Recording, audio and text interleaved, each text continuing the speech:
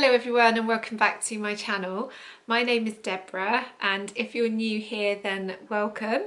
I make lots of different videos and this one today is about time management. I think we all need help at times with managing our time. So I've got about 10 things that I do to save time. So first up is meal planning, and I really cannot cope without meal planning. I've got a board that is on my control center, my command center in the kitchen, where I have my meal planning board, and I plan that on a Sunday normally for the whole week, and so I can easily see what we're having the next day. I know if I need to get something out of the freezer. I also know what I need to buy.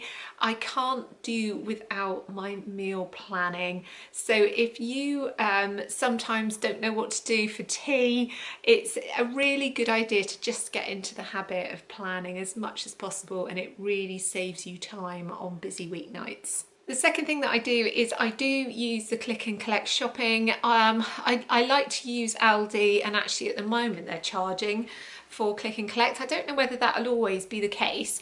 Asda are not charging, and so I do probably about once a month I shop at Asda, and I get bigger things. Sometimes if there's a particular thing that we want that's a brand or something like that, I'll do a shop at Asda online and do the click and collect, and it is so quick. Sometimes you can even get a slot the same day for free.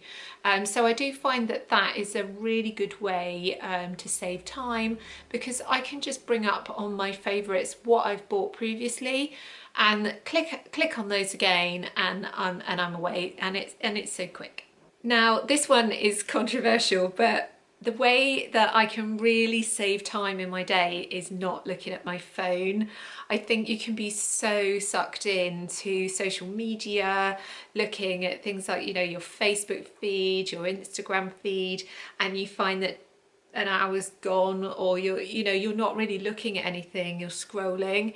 And actually being really intentional about when I'm going on my phone and for how long is really, really good discipline. And I don't want my kids seeing me on there all of the time.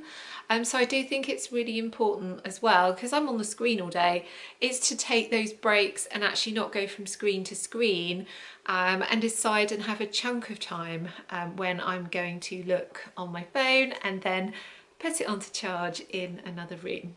So in a similar way, I have made some changes around when I look at emails.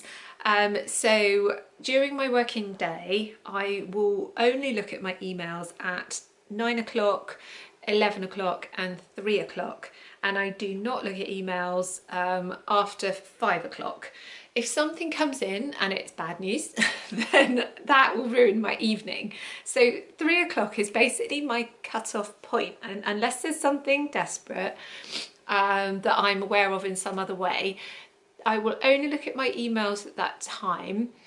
I think that's good because it stops people's expectations that you're going to answer immediately. You're often doing something else.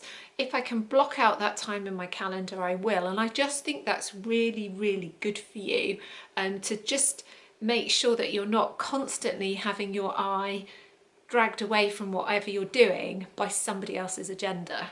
Another thing that I do is I really maximise my freezer. So I do make double batches of meals. I'll put a meal in the freezer like I did last night. I did a really big spaghetti bolognese and I put the sauce in the freezer.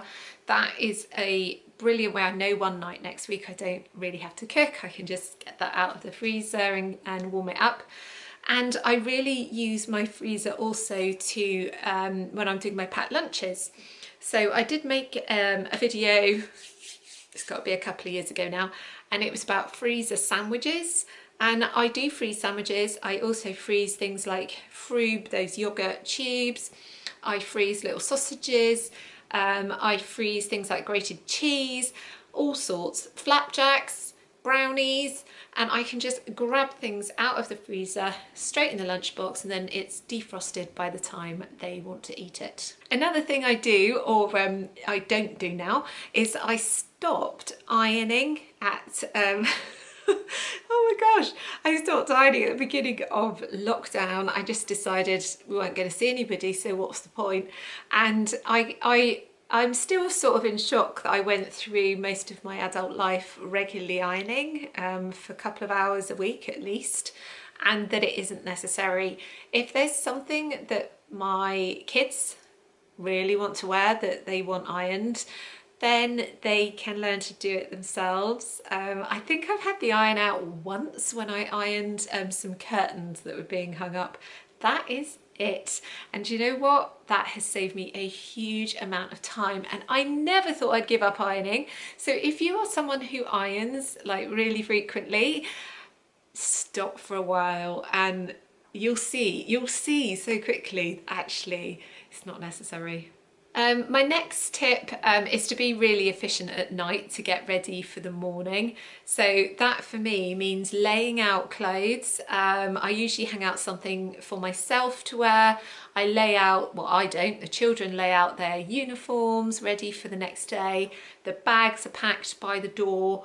All of that is done so that it saves us time in the morning. I think all of us are a bit slow to get started in the morning, can be a bit grumpy, and so if you get all these things done, it definitely saves you time and hassle in the morning. Another thing that I do is I make sure that I eat my frogs in the morning. So what that means is I do not do something that I find difficult at night time. So even if I'm working on a document and I know that I've got a deadline, I know I've got to get it out, I won't send it that night. And I've got a bit of a cut-off. I would say it's not very late. It's about 4 o'clock or something. After that, I need to leave it till the morning and reread it. Sometimes I need to just sort of process what I've written. Sometimes I think about something that I want to add overnight. So I think whenever I'm doing something, if I'm later in the day, it's the afternoon, I have to tell myself, no, don't press the send button. Read it through in the morning when you're fresh. That includes things like knee-jerk emails. Now, we've all been there, haven't we? Things like sending an email late at night about your contract of employment. Probably not the best idea.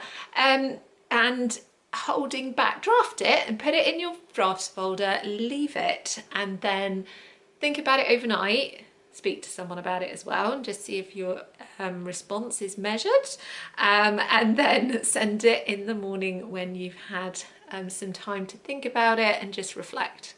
Now, my last tip is to do the tasks that are weighing on your mind.